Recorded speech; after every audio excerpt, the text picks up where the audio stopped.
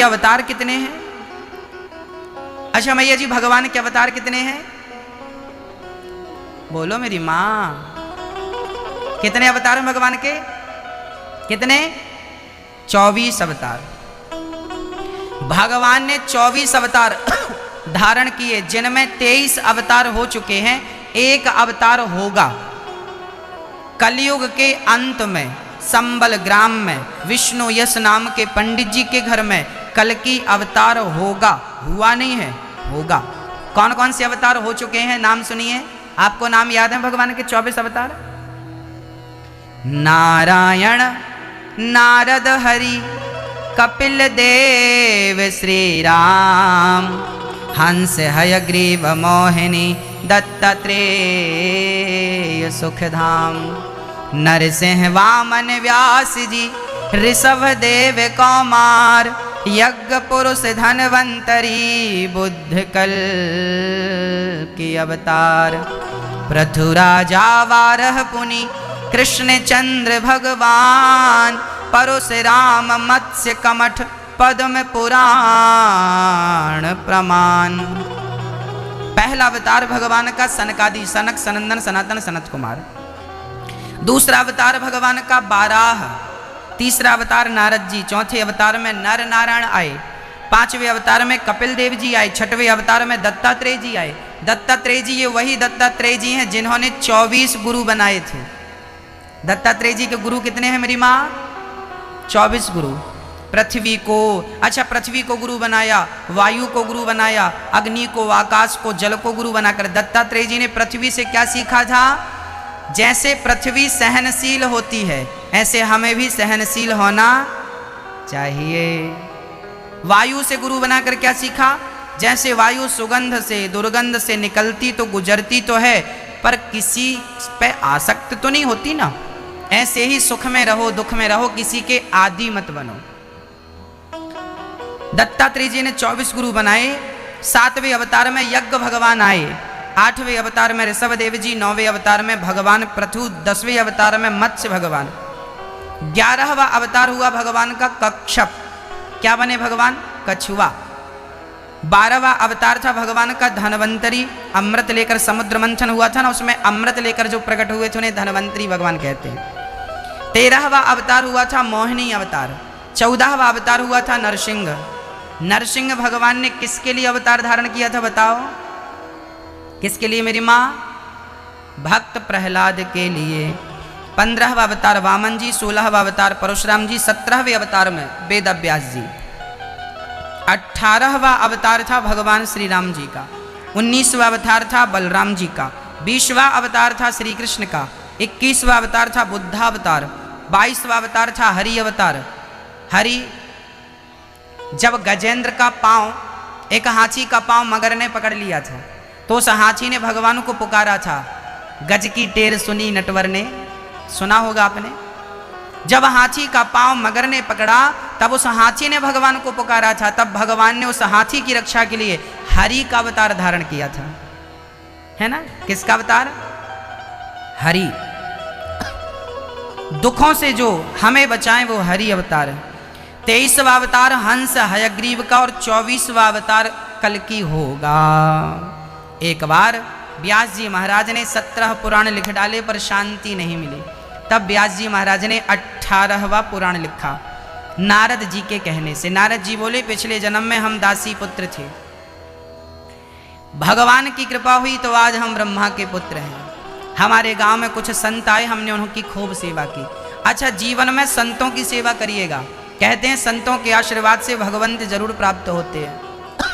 नारद जी बोले, पिछले जन्म में मैं दासी पुत्र था, मेरी माँ घर घर बर्तन धुलती थी। हमारे गांव में कुछ संत आए, हमने संतों की खूब सेवा की। उन संतों ने हमें मंत्र दिया था कान में, कहा था बेटा नारायण बोलो, नारायण बोलो, नारायण नारायण। संतों ने नारायण का मंत्र दिया। नारद जी बोले, मैंने इस मंत्र को खूब जपा। संत जानने लगे तो मैं भी उनके संग जाने लगा। संतों ने कहा चलो, तो मेरी माँ रोती रोती आ गई, बेटा तुम मत जाओ, तुम चले जाओगे तो मैं किसके भरोसे रहूंगी। तब संतों ने मुझे कहा कि बेटा तुम अपने माँ की सेवा करना। मैं रुक गया। एक दिन मेरी माँ जंगल गई, गाय दोहने गौशाला गई, वहाँ पर सर्प ने डस लिया, माँ मर गई। मैंने माँ का अंतिम संस्कार किया और सीधे संतों के बताए उस मार्ग में आ गया जहाँ पर संत जिस मार्ग से गए थे। रास्ते में घनघोर जंगल मिला, हमने उस जंगल में आवाहन किया, हे प्रभु मेरी रक्षा करो, हे नाथ मेरी रक्षा करो। तब वहाँ पर भगवान का मुझे दर्शन हुआ और मैं उस दर्शन को करके भगवान का मंत्र जपने लगा। क्या जपा? नारायण नारायण नारायण। इस मंत्र का जप करने लगा और जाप करते करते बहुत समय बीत गया। तब मैंने भगवान से कहा कि हे प्रभु, मुझे तो जन्म जन्म का साथ दे दीजिए। हाँ, हो मेरे सिर पर रख दो कान्हा अपने ये दोनों हाथ, देना हो तो दीजिए जन्म जन्म ब्रह्मलोक को प्राप्त किया। ब्रह्मा के पुत्र बने और नारद जी ने ही व्यास जी को 4 श्लोकों की भागवत सुनाई, जिसके कारण व्यास जी इतना बड़ा ग्रंथ लिख पाए। भागवत की शुभारंभ, भागवत की शुरुआत कहाँ से की गई, जरा इस सब्जेक्ट को प्रेम से समझते हैं भक्तों।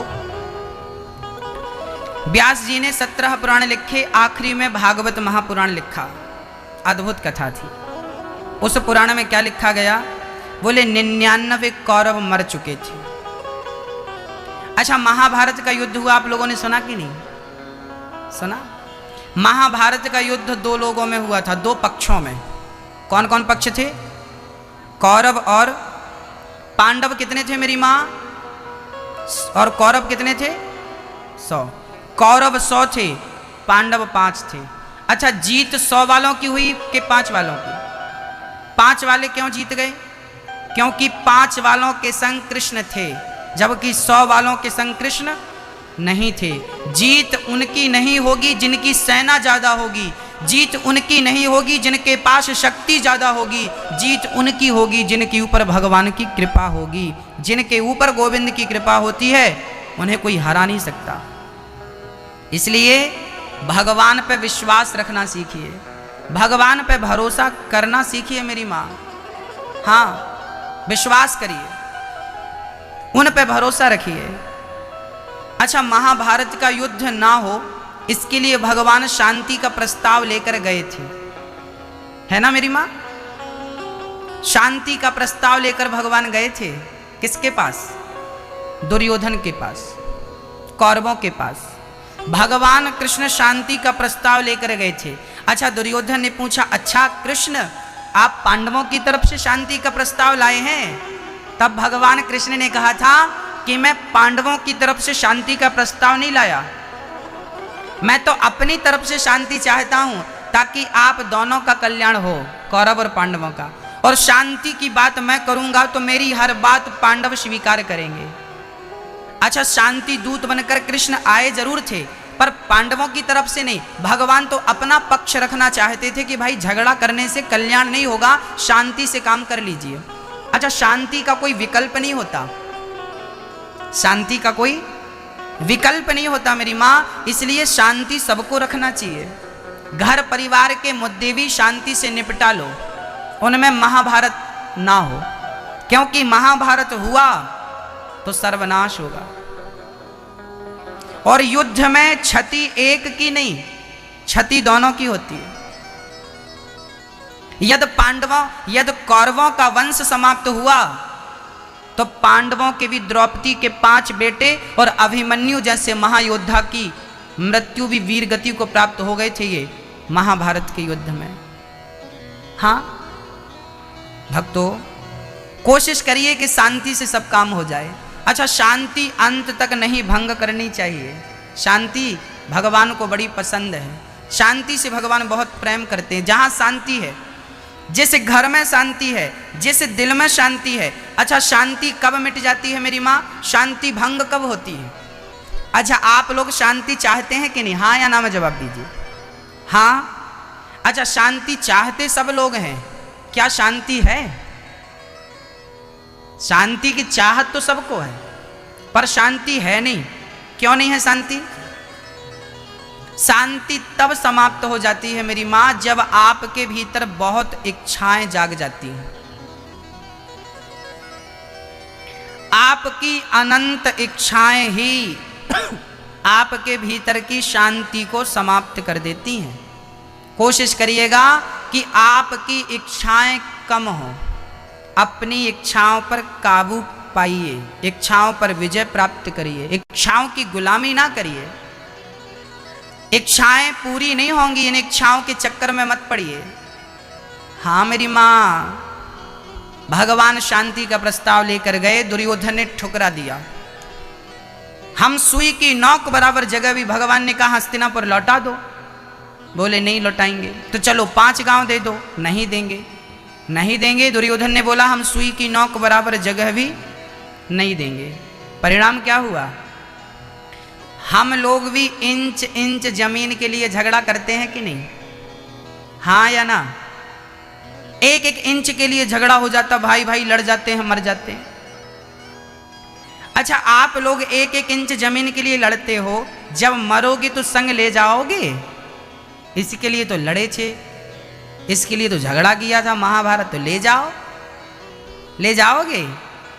हाँ, ले गया कोई कि आप ले जाओगे? तो क्यों झगड़ा? शांति क्यों नहीं?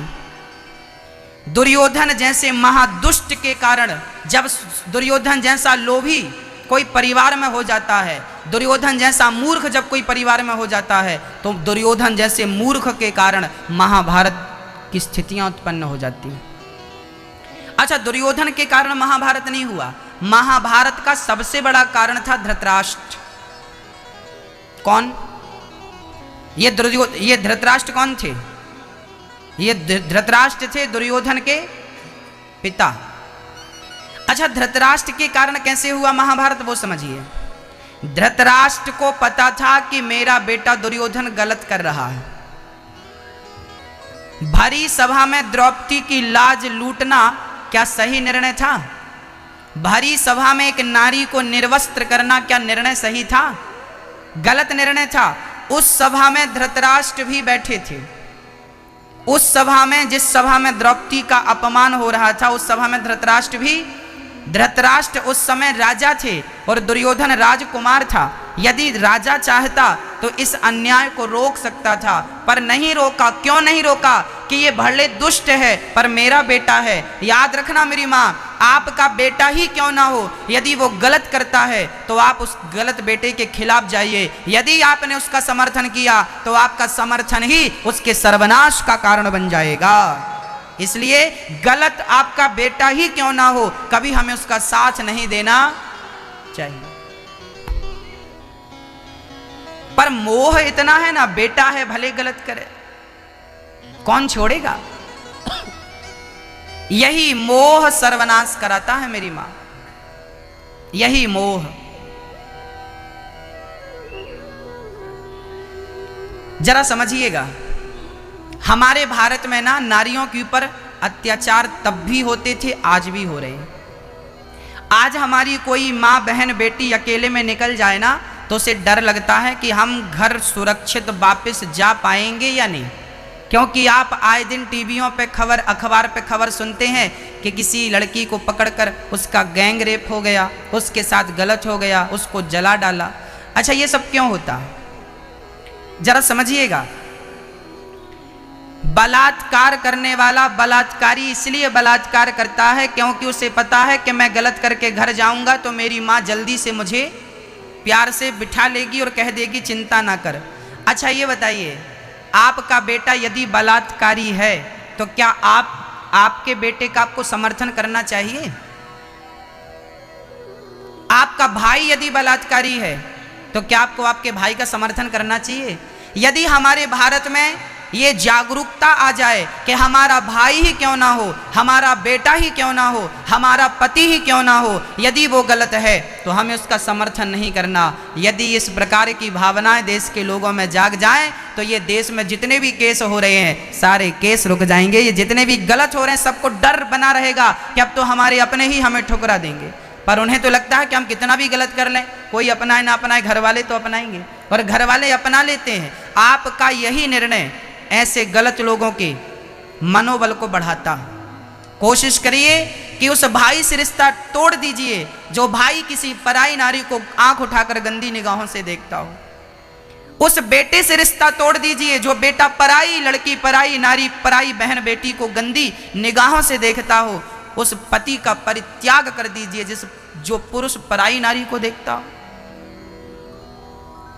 भक्तों, गलत तो गलत ही रहेगा ना। इसलिए दुर्योधन गलत था पर खुद के पिता ने सपोर्ट किया, धृतराष्ट्र ने सपोर्ट किया, जानबूझकर सपोर्ट किया। वही कारण बना महाभारत। गलत करोगे ना तो रोने वाला भी कोई नहीं रहेगा। धृतराष्ट्र जी जब मरे ना तो उनके 100 बेटों में एक भी जिंदा नहीं थे अपने बाप को आग लगाने के लिए। गलत का परिणाम ये होता है। रावण ने गलत किया तो रावण जब मरा तो उसे आग लगाने वाला कोई नहीं बचा उसके बेटों में। धृतराष्ट्र मरे, उनको आखिरी आग देने वाला कोई नहीं बचा उनके कुल खानदान में। क्यों? गलत कोई भी क्यों ना करे। इसलिए गलत ना हो। भरी सभा में द्रौपदी की लाज लूटनी चाहिए। भरी सभा में द्रौपदी को निर्वस्त्र करना चाहा ना, परिणाम क्या हुआ?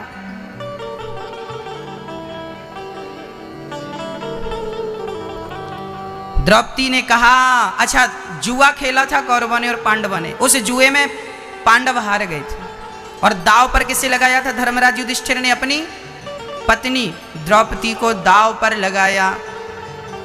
जब दाव हार गए तो दुर्योधन ने दुशासन से कहा, दुशासन जाओ और द्रौपदी को पकड़ कर लाओ। अच्छा, दुर्योधन की नियत पहले से ही खराब थी। दुर्योधन, अच्छा द्रौपदी दुर्योधन की रिश्ते में क्या लगती थी पता है आपको? क्या लगती थी?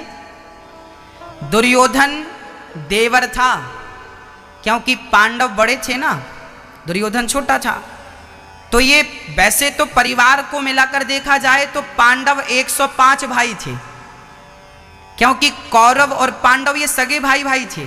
धृतराष्ट्र और पांडु ये एक ही बाप की संतान है।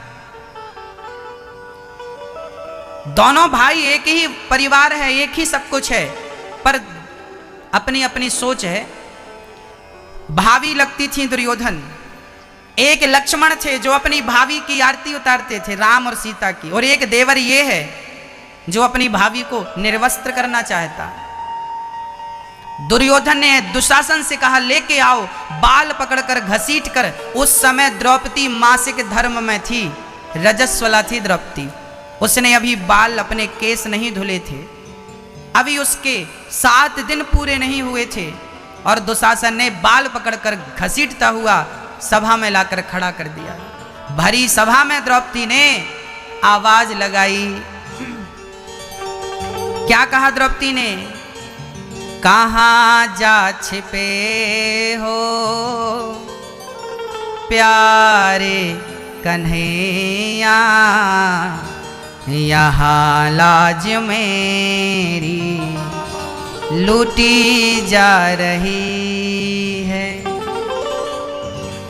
दुशासन के हाथों तेरी द्रौपदी की सभा बीच साड़ी खींची जा रही है। कहाँ जा छिपे हो प्यारे कन्हैया, यहाँ लाज मेरी लूटी जा रही है। भरी सभा में द्रौपदी की साड़ी उतारनी चाहिए। अच्छा, द्रौपदी ने बुलाया, अर्जुन निकालो गांडीव, देखो मेरा अपमान हो रहा है, पर नीचे कर लिया सिर। युधिष्ठिर, भीम सबने सिर नीचे कर लिया। अच्छा, द्रौपदी ने बुलाने में देर लगाई है। द्रौपदी को पहले विश्वास अपनों पर था, मेरा पति मेरे अर्जुन है, मेरा भीम है। जब इन्होंने नहीं सुना तब द्रौपदी ने कहा, गुरु द्रोण बोलो, पितामह बोलो, तुमसे तुम्हारी ये बहू पूछती है। पांचों पति आज बैठे सभा में, महलों की रानी लूटी जा रही है। जिन्होंने कभी मेरी सूरत ना देखी, वो देखेंगे आज बदन मेरा नंगा। जुआ में पति जी मेरे हारे हैं बाजी, महलों की रानी लूटी जा रही है। कोई नहीं आया। जब दोनों हाथ उठाकर कहा, कन्हैया आ जाओ, मेरा कोई नहीं है आपके सिवा। द्रौपदी ने कहा, आओ कन्हैया आओ मुरारी, तुमको पुकारे ये बहना तुम्हारी।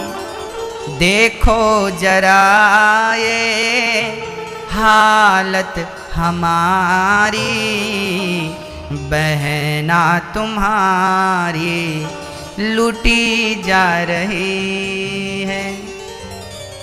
मेरा कोई न सहारा बिन तेरे, नंदलाल सवरिया मेरे।